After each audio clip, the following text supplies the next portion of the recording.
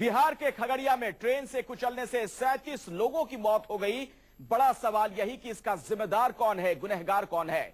इस हादसे में करीब 20 लोग जख्मी भी हुए हैं। हादसा तेजी से आ रही राज्य रानी एक्सप्रेस से हुआ। ट्रैक पार कर रहे कांवड़िए ट्रेन की चपेट में आ गए। हादसे के बाद स्थानीय लोगों ने जमकर बवाल भी किया और ड्राइवर की पीट पीट कर हत्या कर दी गई। ट्रेन में आग लगा दी गई।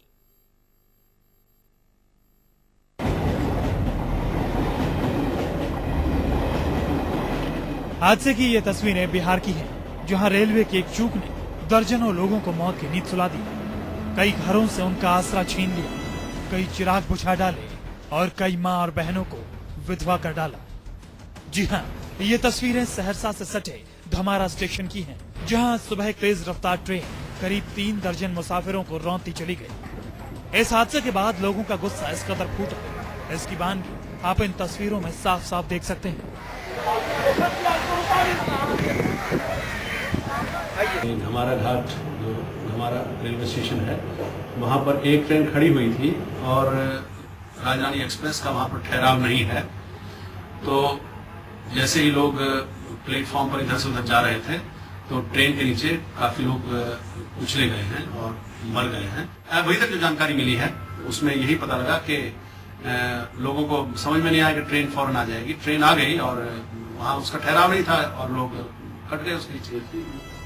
अब हम आपको इस हादसे की पूरी कहानी बताते हैं। सुबह का वक्त था, लेकिन बिहार के इस छोटे से धमारा स्टेशन पर मुसाफिरों की पूरी गहमा गहमी थी। सावन के आखिरी सोमवार पर भगवान भोले की पूजा आराधना करने वाले भक्तों का स्टेशन पर तांता लगा था। स्टेशन के करीब मौजूद कात्यायनी देवी के मशहूर मंदिर में गंगा जल चढ़ाने श्रद्धालुओं का सैलाब सोमड़ा था। पूर्व मध्य रेलवे के मुताबिक हादसा सुबह करीब 8:40 पर हुआ। उस वक्त यहाँ 2 लाइन पर 2 ट्रेनें रुकी हुई थी।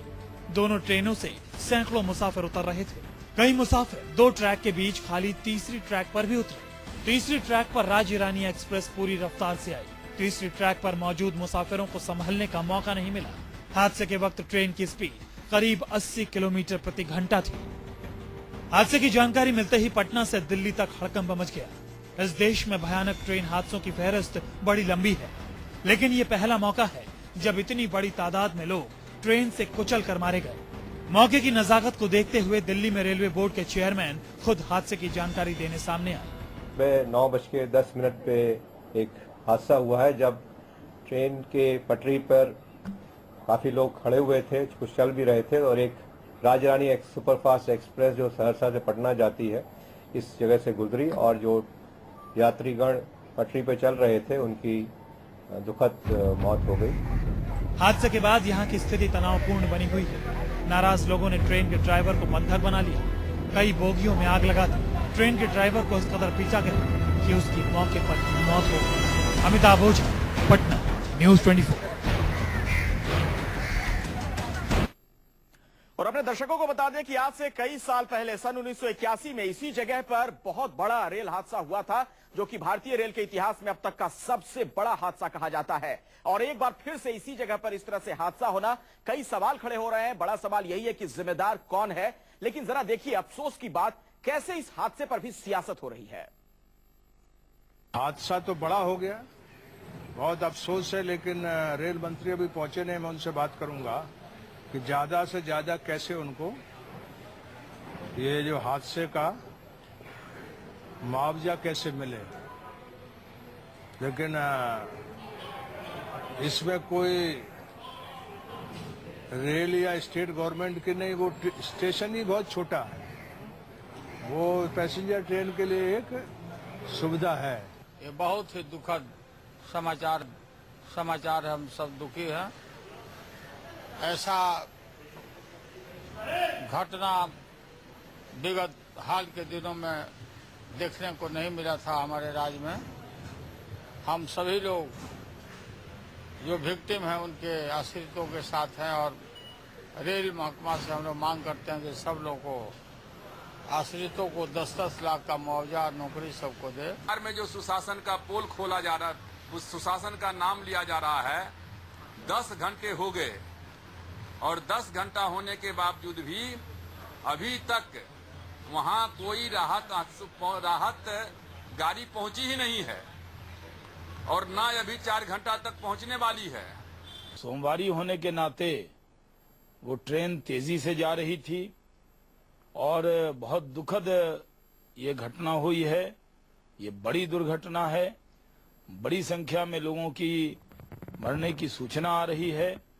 भारतीय जनता पार्टी इस पर दुख जताती है और हम ये मांग करते हैं राज्य सरकार से भी और केंद्र सरकार से भी कि इनके परिजनों को 10-10 लाख रुपए दिए जाएं।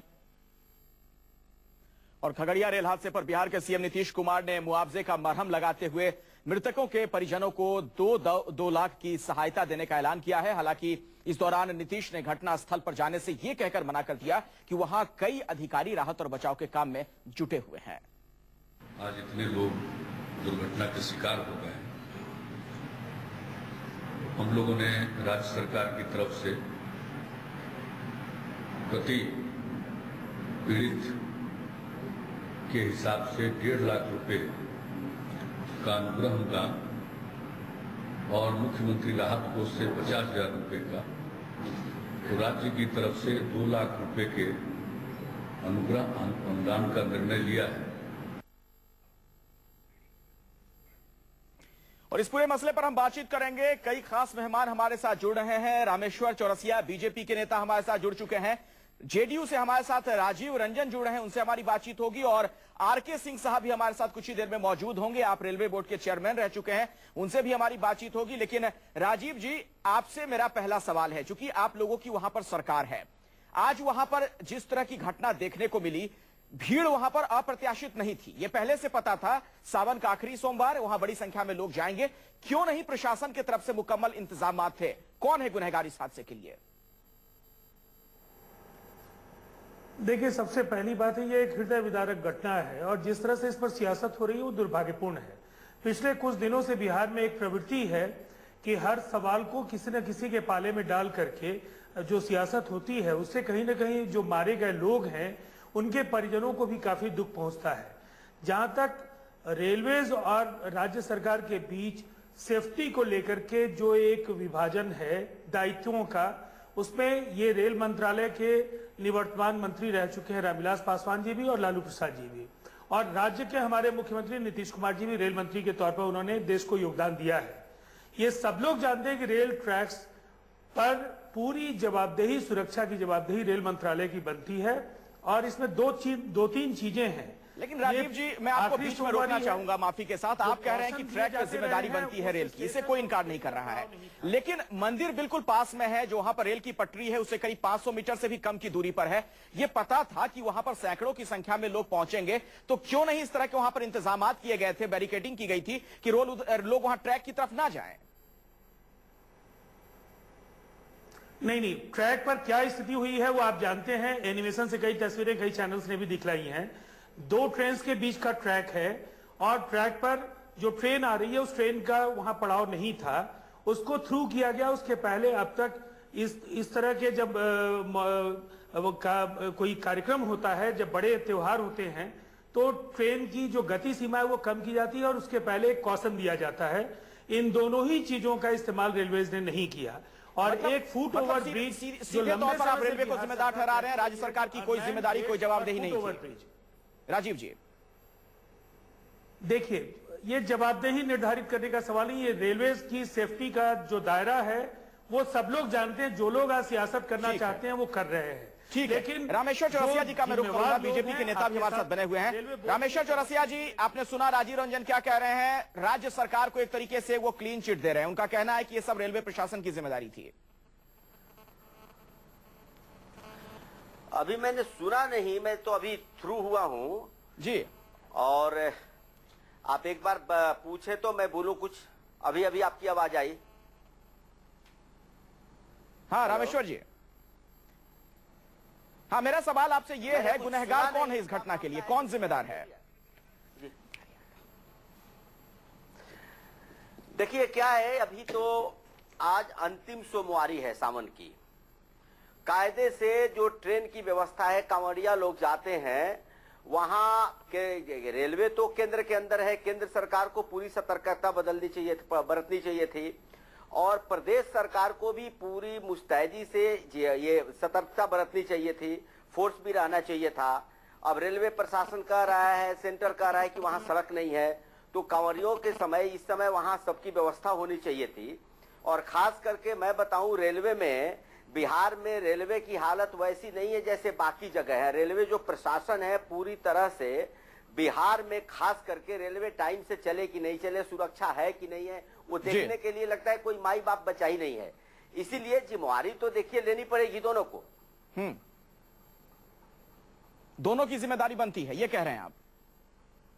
क्योंकि देखिए आज इतने लोग, इस तरह के हादसा होना, और आज अंतिम सोमवारी है, खास करके अंतिम में लोग सतर्क रहते हैं, तो आखिर सतर्कता गई कहां?